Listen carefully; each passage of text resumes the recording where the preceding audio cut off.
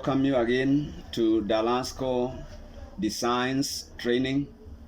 As I have told you in the near past, we are embarking on making videos for design, and in particular we have started with the Corel Draw program. Many people have always asked me to make videos as to how, as far as the designs are concerned, and we are making videos in every program. Corel, how to operate with Corel, how to operate with Illustrator, how to operate with the Photoshop, how to do video editing, and all this. But in particular, I have made a video, a first video, and I have taken you through the Corel Draw workspace. And now in my next video, I want us now to go straight to the to work out things in Corel in real time. So in particular, I want to speak about tools in Corel. So first things first, let's go to the new document, and once you click the new document icon, what you find is create a new document. So you write your title. So we can say Corel Draw Tools, and then we have our page there as size A4. We have the size of the page, we have the number of page is 1, we have the primary color mode, which is CMYK, stands for cyan, magenta, yellow, and black. This is the print that you take to the printer. But always, if you are doing the printing, you can use that is the best color mode. But if you are just doing other things in the computer, maybe you can even choose to RGB. You can change that, or you can still work out using the CMYK, so that you don't even forget. Then there is the rendering resolution, that's just 300. If you want to render something, for example, like a photo that is that is fading out, maybe you can increase resolution maybe to 1000, and so on and so forth. But for now, because even the printing is done through a resolution of 300, we want it to remain like that. Our preview mode remains the enhanced mode, and once we have filled all these fields, we can simply now click OK, and there we are. We shall have the new page of the document, which is in this case a landscape. If you want to change that, you can simply click the portrait orientation, and it will simply come to portrait.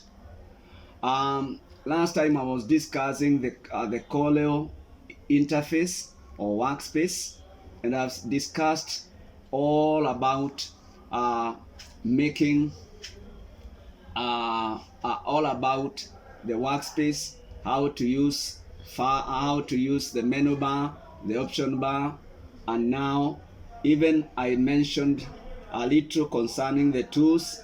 But today I want us now to go to the very basic of now using Corel Draw as a program. First of all, once we have opened the program, we can simply go to File and choose New. If you want a brand new document, we can say New. If you want a document from the template, we can simply say click that. If we want to open an existing document that is already in our computer, we can click Open. If we want a recent document, again, they are all lined up here. They are all lined up here. For example, if we click one of them, it will directly take us to that particular document. And there are all the other fields of save as, export, print, merge, and so on and so forth. But today I want to bring things to us to to do things simply, and I want us to start understanding the tools. In particular, when it comes to Corel, we have various tools that are already lined up in our toolbox. And if you cannot find your toolbox, you can simply go to the window and click below workspace, below toolbars, you can click toolbars. If you say toolbars,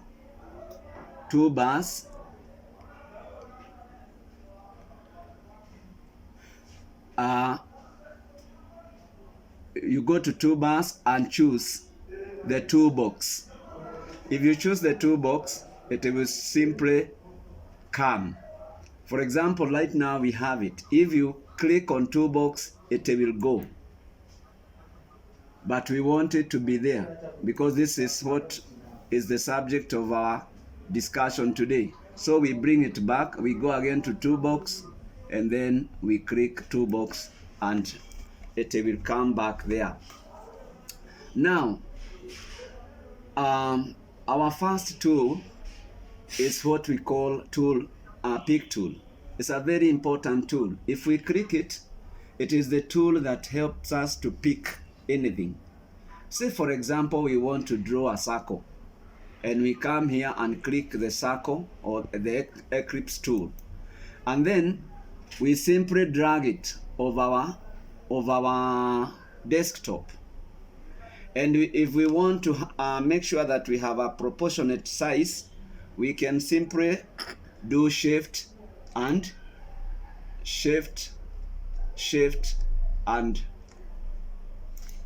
we select it and do shift.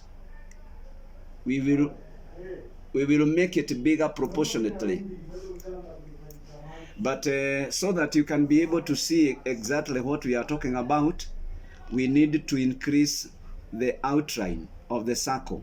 We simply come here to the pen, and if you cannot find pen there, you come straight here in a dialog box in my desktop. What is there first is Freehand. If you click inside there, it is housed with many other tools, and in particular you can pick the pen tool.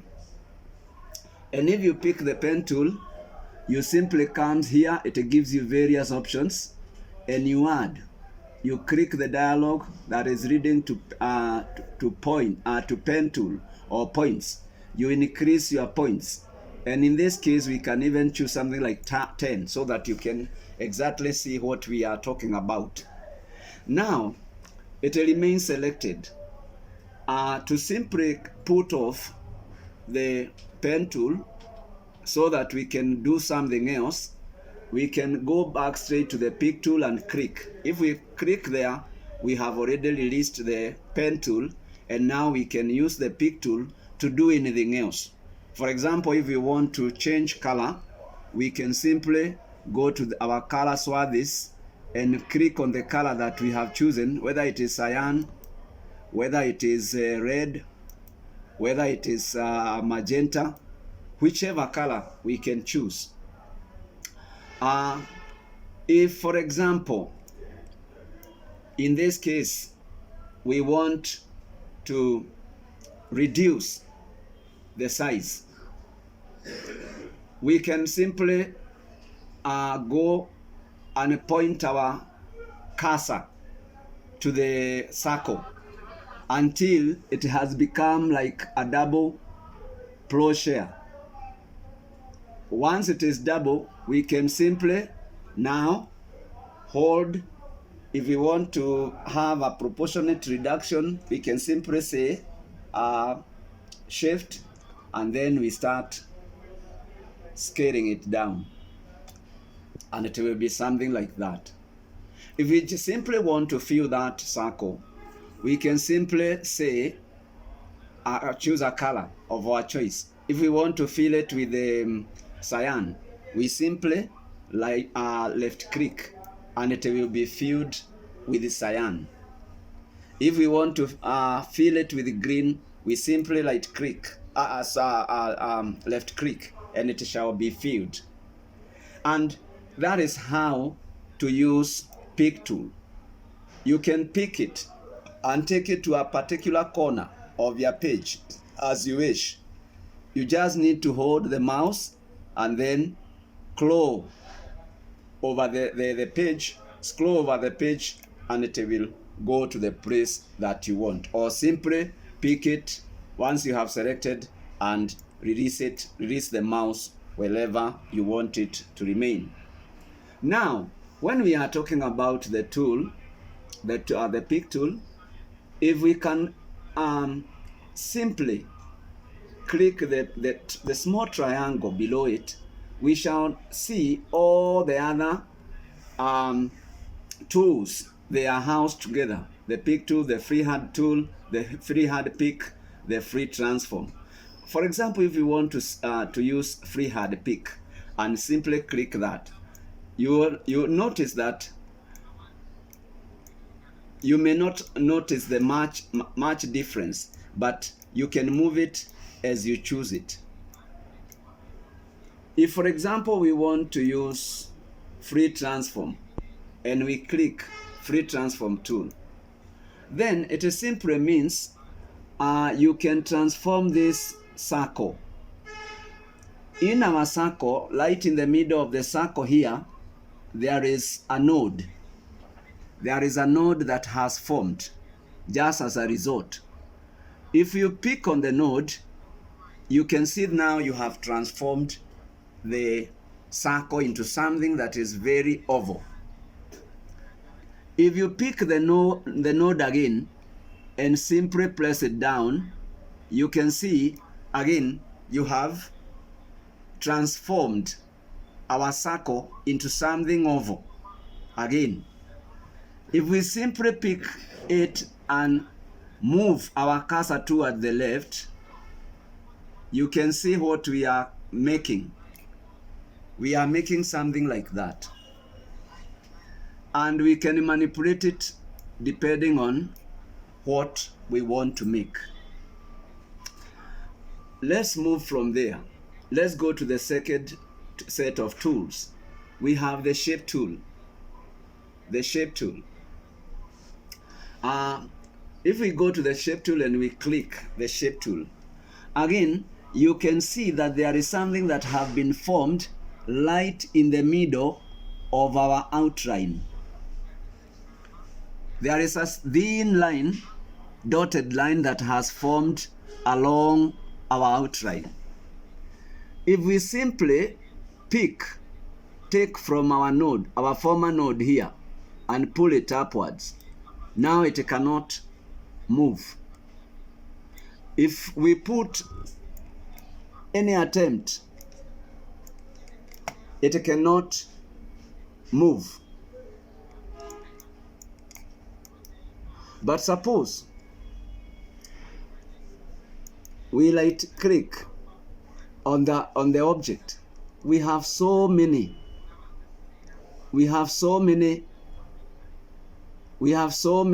options that we can add to.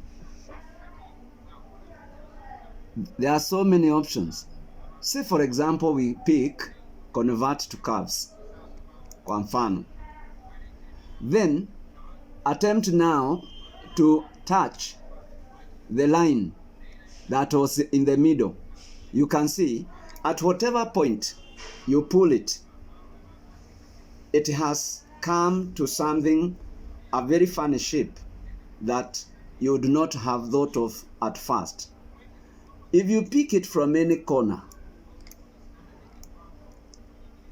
like that corner, again we can have it like a gourd sort of thing. And you can see that we have lines here that we can manipulate to either increase the size or reduce the size.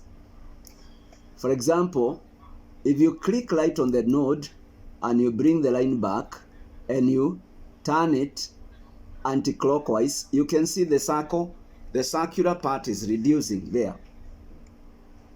If we move it across like that, again we can manipulate it to whatever shape that we want. Why it is called a shape tool? It is because it is able to shape up whatever object that you can have.